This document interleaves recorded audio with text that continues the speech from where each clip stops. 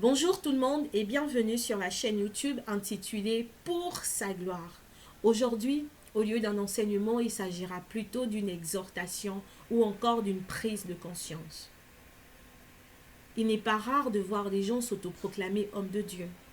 Il n'est pas aussi rare de voir des personnes ou encore la foule, que ce soit dans les assemblées ou ailleurs, appeler quiconque se met à parler de Dieu, quiconque tient un micro par le nom de homme de Dieu. Mais seulement la question que j'aimerais que l'on se pose est de savoir qui était vraiment appelé ainsi dans les Écritures. À quoi renvoyait la terminologie d'homme de Dieu dans la parole? C'est ce que nous allons brièvement aborder. Merci. Afin de mieux comprendre, permettez-moi de situer les choses selon que l'on soit dans l'Ancien Testament, notamment selon la loi, et dans le Nouveau Testament, c'est-à-dire selon la grâce. Dans l'Ancien Testament ou encore selon la loi, le peuple ou encore le monde, il était divisé en trois catégories. D'une part, on avait les autres nations, c'est-à-dire toutes les nations qui n'étaient pas Israël, elles étaient considérées comme le monde, ou encore elles étaient considérées selon la loi de Moïse comme étant des étrangers. Ils étaient étrangers à la vie de Dieu, ils étaient étrangers à tout ce qui renvoie à Dieu, ils étaient étrangers aux promesses de Dieu. Et à côté, nous avions le peuple d'Israël, notamment les 11 tribus qui étaient considérées comme le peuple de Dieu.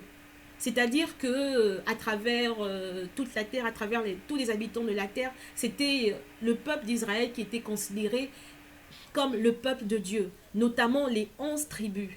Et à côté des 11 tribus, parce que vous n'êtes pas sans ignorer que le peuple d'Israël est constitué de 12 tribus, il y avait une tribu, c'est-à-dire la tribu de Lévi, qui était mise à part par Dieu selon la loi. Ils étaient mis à part pour servir Dieu de manière active dans le temple de Dieu.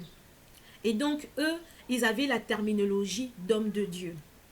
Mais bien entendu, avant que la loi de Moïse ne soit établie, il y avait ces personnes qui, notamment Abraham, Isaac, Jacob, c'est-à-dire les patriarches qui ont été appelés à servir Dieu. Eux aussi, ils ont eu la terminologie d'homme de Dieu. Mais ce que je veux dire par là, c'est que selon la loi ou encore dans l'Ancien Testament, ce n'était pas quiconque était peuple de Dieu qui avait aussi la terminologie d'homme de Dieu. Il y avait une distinction qui était faite entre le peuple de Dieu et des personnes qui étaient appelées à servir Dieu. Seules ces personnes étaient des hommes de Dieu. Ils étaient un peu comme des privilégiés, des mis à part. C'est-à-dire qu'il y avait un distinguo, une mise à part, vraiment une séparation entre le fait qu'on soit israélite et le fait que l'on soit appelé à servir Dieu ou encore le fait que l'on soit appelé homme de Dieu. Ça a été comme ça durant toute l'existence de la loi jusqu'à ce que Jésus monte pour mourir sur la croix et qu'il dise « tout est accompli ». Maintenant que Jésus-Christ a pu dire que tout est accompli, maintenant que par sa mort Jésus a tout accompli, qu'est-ce que dit l'Écriture? Parce que bien entendu, la mort de Jésus, le sacrifice de Jésus avait bien un effet. Et c'est ce que nous allons voir dans les Écritures. Dans le livre de Hébreux au chapitre 7 au verset 12, on nous dit que car le sacerdoce étant changé, nécessairement aussi il y a un changement de loi. C'est-à-dire que la mort de Jésus, elle a changé le sacerdoce. Elle a changé le fait que Dieu n'appelait à son service qu'une poignée de personnes. Même si on avait tous le statut et l'identité de peuple de Dieu, on ne pouvait pas être serviteur de Dieu, on ne pouvait pas être homme de Dieu. Donc Jésus, il est mort aussi pour changer ce sacerdoce qui fait en sorte qu'il n'y avait qu'une poignée de personnes qui étaient appelées à servir Dieu au détriment de tous. Donc même si toi, par exemple, au temps de la loi, tu avais la volonté de servir Dieu, tu ne pouvais pas servir Dieu parce que tu n'étais pas un lévite, parce que la loi ou encore Dieu dans la loi ne t'avait pas appelé à le servir. Donc tu ne le pouvais pas. Mais là, dans le livre de Hébreux au chapitre 7 au verset 12, on nous dit que ce sacerdoce qui faisait une sorte de discrimination, il a été changé. Et donc, parce que ce sacerdoce a été changé, c'est-à-dire que c'était le sacerdoce lévitique ou encore le sacerdoce selon Aaron, vu qu'il a été changé, on ne peut plus être régi sous la loi parce que c'est la loi qui donnait vie à ce sacerdoce de discrimination. qui t'empêchait d'être homme de Dieu ou encore qui t'empêchait d'être appelé serviteur de Dieu. Et donc, maintenant que ce sacerdoce a été changé, Hébreux 7, verset 12 nous dit qu'il y a aussi eu un changement de loi. Donc, nous sommes passés de la loi à la grâce. Donc, ça veut dire qu'en Jésus-Christ, à partir de la mort de Jésus, de sa crucifixion sur la croix, dès l'instant où Jésus-Christ a dit sur la croix que tout est accompli, nous ne sommes plus sous la loi, nous sommes sous la grâce. Et donc, c'est ce que Hébreux chapitre 7 au verset 12 nous dit. Mais cela ne s'arrête pas là. Dans Hébreux chapitre 7 au verset 11, on nous dit « Si donc la perfection avait été possible par le sacerdoce lévitique, car c'est sur ce sacerdoce que repose la loi donnée au peuple, est-ce qu'il serait encore possible ou encore qu'était-il encore besoin qu'il parût un autre sacrificateur selon l'ordre de Melchisédek et non selon l'ordre d'Aaron? Ce que l'Écriture dit par là, c'est que si le sacerdoce lévitique ou encore si la loi de l'Ancien Testament était parfait selon Dieu, il n'aurait pas eu besoin de la changer. On n'aurait pas eu besoin de passer du souverain sacrificateur d'Aaron à celui de Jésus-Christ, parce que quand il y a eu le changement de sacerdoce, alors qu'avant c'était seulement les Lévitiques qui étaient appelés à servir Dieu, même si il arrivait que de manière rare et occasionnelle, Dieu va prendre ou il va susciter dans telle tribu une personne, etc., etc. Mais c'était davantage la tribu de Lévi qui était appelée à servir Dieu. Et donc c'est pour dire que si Dieu il avait vu que cette sorte de discrimination était parfaite et qu'elle correspondait à sa volonté parfaite, est-ce qu'il aurait été besoin de la changer? Non. Ce qu'il y a à comprendre ici, c'est que sous la grâce ou encore en Jésus-Christ, on n'a plus à faire selon que c'était conforme au temps de l'Ancien Testament ou encore au temps de la loi. Nous ne sommes plus sous la loi, mais nous sommes sous la grâce. Donc nous sommes délivrés des conceptions, de la coutume, de la manière de faire qui était conforme à la loi. Alors que lorsque nous voyons un peu le monde et tout, pour ceux qui continuent avec la terminologie d'homme de Dieu, nous voyons que pour eux, dans leur conception, homme de Dieu, c'est seulement la personne qui va tenir le micro. Homme de Dieu, c'est seulement la personne qui est fondateur de l'assemblée ou encore juste des personnes qui sont dans le groupe ou encore dans l'équipe pastorale. Alors que ça, c'était une manière d'être, une manière de faire qui était seulement selon la loi, qui était seulement selon l'Ancien Testament, parce que il y avait une sorte de discrimination, il y avait une sorte de mise à part juste de quelques personnes qui n'étaient appelées à servir Dieu au détriment de tous. Alors que nous ne sommes plus sous la loi, il y a eu un changement de sacerdoce et donc un changement nécessaire de loi.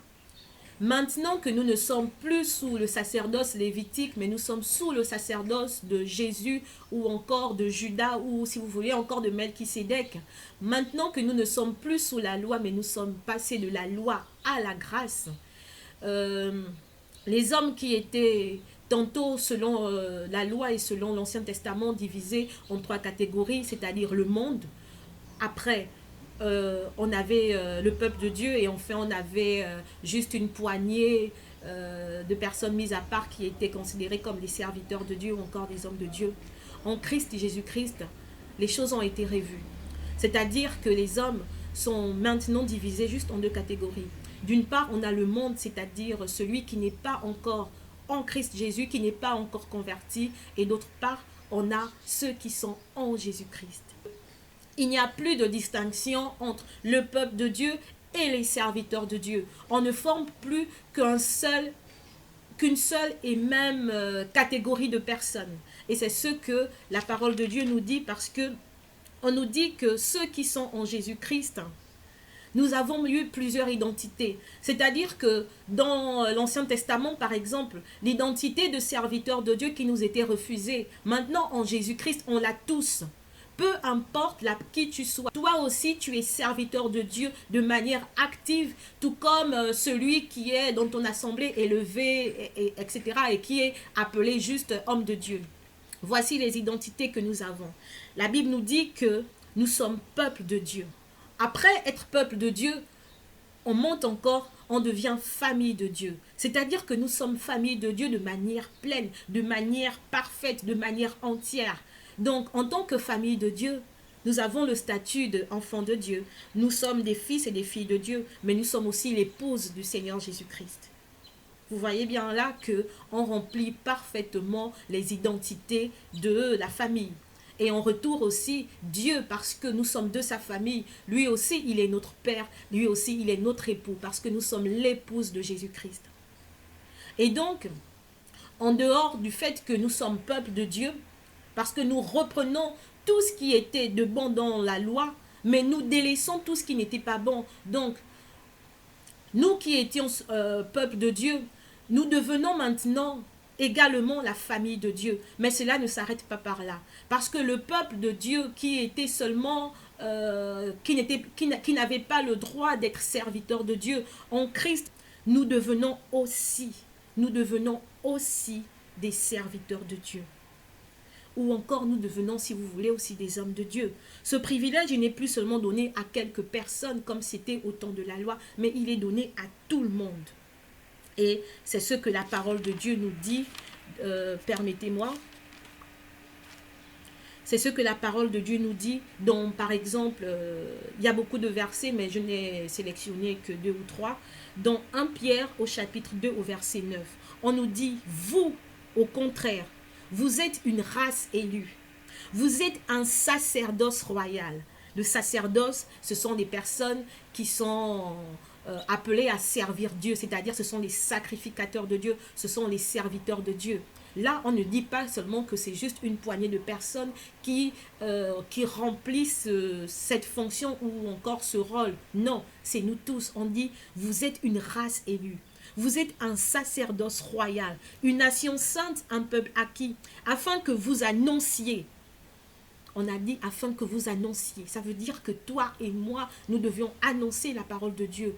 Et ça me permet de répondre à la question de quelques-uns qui m'ont dit, mais pourtant tu n'es pas élevé en dignité dans une assemblée, mais pourtant tu n'es pas ceci, tu n'as pas cela. Ben non. Dès l'optique, dès l'instant où j'ai fait du Seigneur Jésus-Christ mon sauveur et mon Seigneur personnel, je deviens sacrificateur de Dieu. Et donc, la parole de Dieu me donne le droit d'annoncer les vertus de celui qui nous a appelés des ténèbres à son admirable lumière. Ceci se retrouve dans 1 Pierre chapitre 2 au verset 9. On nous dit, nous sommes un sacerdoce royal. Donc, contrairement à la loi où les gens, ils étaient seulement un sacerdoce, mais nous, en Christ Jésus, parce que Jésus-Christ est notre souverain sacrificateur, et celui qui est notre souverain sacrificateur, il est le roi des rois. Donc, nous aussi, nous sommes un sacerdoce royal. Et cela ne s'arrête pas par là. Dans Apocalypse, au chapitre 1, au verset 5 à 6, c'est un verset que j'affectionne beaucoup. On nous dit, à celui qui nous aime, qui nous a délivrés de nos péchés par son sang, et qui a fait de nous un royaume, virgule. Donc Jésus-Christ a fait de nous un royaume, mais cela ne s'arrête pas là. Il a fait de nous des sacrificateurs pour Dieu son Père. À lui soit la gloire au siècle des siècles. Donc vous voyez bien là que tous, autant que nous sommes des sacrificateurs de Dieu. Nous sommes des sacrificateurs du Seigneur. Donc, nous sommes tous appelés à servir Dieu. Il ne s'agit plus seulement de quelques personnes et tout qui auront ce qualificatif de manière discriminatoire ou de manière sélective. Nous tous, nous sommes appelés à servir Dieu. Dieu nous a élus afin que nous le servions de manière active. Nous sommes des sacrificateurs de Dieu. Nous sommes des prêtres de Dieu. Et ceci se comprend parce que quand on lit la parole de Dieu nous dit, contrairement à la loi, contrairement à l'Ancien Testament, le temple de Dieu en ce temps, c'était juste un bâtiment. Alors que désormais, le temple de Dieu, c'est toi, c'est moi. Nous formons tous l'église du Seigneur. Et parce que nous formons tous l'église du Seigneur, ceci pour dire qu'il n'y a plus de distinction et tout. Il n'y a plus de distinction. Tout ce qui est important, c'est que tous autant que nous sommes appelés à servir Dieu. Le Seigneur, quand il a appelé son église, permettez-moi s'il vous plaît, on nous dit que le Seigneur, quand il a appelé son église, Il a donné aux uns le nom de prophète, aux autres le nom de pasteur, aux autres le nom d'apôtre, les autres. Ça veut dire que même toi qui te négliges, même toi qui as l'impression que Dieu ne te connaît pas, que Dieu ne t'a pas appelé, que tu n'es pas serviteur de Dieu, mais Dieu, il ne te connaît pas en tant que balayeur de l'assemblée. Dieu ne te connaît pas en tant que membre de l'église, ou il ne te connaît pas juste en tant que peuple, ou je ne sais pas, ou membre de l'assemblée. Dieu, il te connaît parce qu'il t'a donné un statut, il t'a donné une identité. Et cette identité, elle est peut-être celle d'apôtre, elle est peut-être celle de pasteur, elle est peut-être celle de docteur, elle est peut-être celle de, je sais pas, etc. Mais nous sommes tous l'église du Seigneur, nous sommes tous des serviteurs de Dieu.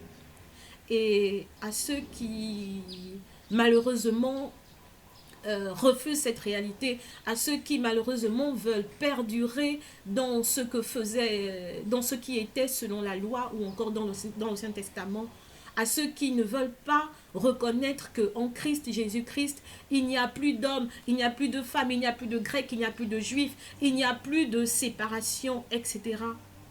Laissez-moi vous lire ce que la parole de Dieu dit. On nous dit Christ, c'est dans Romains chapitre 10 au verset 4, on nous dit Christ, il est la fin de la loi pour la justification de tous ceux qui croient. Ça veut dire que Jésus-Christ, il est la fin de la loi. Si tu te reconnais en Jésus-Christ, tu ne peux plus être sous la loi, tu ne peux plus pratiquer la loi. Parce que Jésus-Christ, il a mis fin à cette manière de penser, il a mis fin à cette coutume. Jésus-Christ, il ne veut pas seulement que quelques-uns le servent de manière active, il ne veut pas seulement qu'il y ait juste quelques personnes, quelques élus et tout, qui soient appelés à son service au détriment de tous. Jésus, il veut que tout le monde le serve. Si Jésus-Christ t'a créé, s'il m'a créé, c'est pour que nous soyons tous ses adorateurs, c'est pour que nous soyons tous ses sacrificateurs. Si Jésus-Christ ne voulait pas que l'on soit ses sacrificateurs, il n'aurait pas fait en sorte que nous devenions le temple de son esprit. Si nous sommes le temple de son esprit, c'est parce que il veut que nous le servions de manière active, de manière parfaite, de manière continuelle. Servir Dieu, c'est pas seulement aller dans une assemblée et puis tenir un micro. Servir Dieu, d'abord, c'est d'abord dans notre vie. C'est d'abord dans notre manière, dans notre intimité avec le Seigneur. Et donc, dans Romains au chapitre 10 au verset 4, on nous dit que Christ, il est la fin de la loi. Mais cela ne s'arrête pas là. On nous dit encore dans Romains au chapitre 6 au verset 14 que « Car le péché n'aura point de pouvoir sur vous, puisque vous n'êtes non sous la loi, mais sous la grâce. » Alors, nous ne sommes plus sous la loi. Alors pourquoi continuer à appliquer une loi qui n'est plus actuelle, une loi qui est devenue caduque, une loi qui a été abrogée? Elle a été abrogée dès l'instant que Jésus-Christ a dit « tout est accompli ». La loi qui nous empêchait de servir Dieu, la loi qui ne nous permettait pas d'être des serviteurs de Dieu de manière active, elle a été abrogée. Nous avons encore Galates au chapitre 5 au verset 4 qui nous dit « Vous êtes séparés de Christ, vous tous qui cherchez la justification dans la loi, vous êtes déchus de la grâce. » Ça signifie que on ne peut pas aspirer à la grâce et en même temps encore regarder à la grâce, à la loi, autant pour moi. On ne peut pas dire qu'on est sous la grâce et continuer à appliquer les choses de la loi. On ne peut pas. Il faut choisir. Et donc Galates, je vais finir par là, au chapitre 5, au verset 18, on nous dit, si vous êtes conduits par l'esprit, vous n'êtes point sous la loi. Et donc la question que j'aimerais que l'on se pose, et que j'aimerais que chacun d'entre nous se pose, c'est si tu es conduit par l'esprit, es-tu sous la loi ou es-tu sous la grâce? Continues-tu à appliquer la loi ou appliques-tu la grâce de Dieu? En somme et de manière grosso modo, ce que j'aimerais dire, c'est que le terme homme de Dieu sous la loi était un terme discriminatoire. C'était un terme qui ne désignait que quelques personnes au détriment des autres. Et ce terme, il n'existe plus. Parce que nous sommes passés sous la grâce de ce terme discriminatoire au fait que si vous lisez par exemple tout le Nouveau Testament, vous n'allez voir nulle part où on a appelé les apôtres, on a appelé des personnes qui ont servi le Seigneur hommes de Dieu. Parce qu'en Christ, Jésus-Christ, bien plus qu'être seulement des hommes de Dieu, parce que sous la loi, ils n'avaient pas la révélation d'être des enfants de Dieu, ils n'avaient pas la révélation d'être le temple de Dieu, ils n'avaient même pas la révélation d'être l'église du Seigneur ou encore d'être l'épouse du Seigneur. Sous la grâce, nous sommes bien plus que des hommes de Dieu. Nous sommes la famille de Dieu. Nous sommes des enfants de Dieu. Nous sommes des fils et des filles de Dieu. Sous la grâce, bien plus qu'avoir seulement ce terme discriminatoire d'homme de Dieu. Nous sommes le temple de Dieu. Nous sommes la fiancée de Jésus-Christ. Parce que la Bible dit que nous sommes l'épouse du Seigneur. J'aimerais que je ne suis pas là à jeter l'anathème sur quiconque. Mais j'aimerais juste, il s'agit juste d'une exhortation afin que nous sortions de cette conception de la loi, afin que nous sortions de cette coutume de la loi, afin que nous sortions de cette manière de faire et d'être de la loi. Parce qu'en Christ, Jésus-Christ, tous autant que nous sommes des serviteurs de Dieu, nous sommes des sacrificateurs de Dieu. Le terme lévite n'existe plus. On ne parle que de sacrificateurs. On ne parle plus de lévite.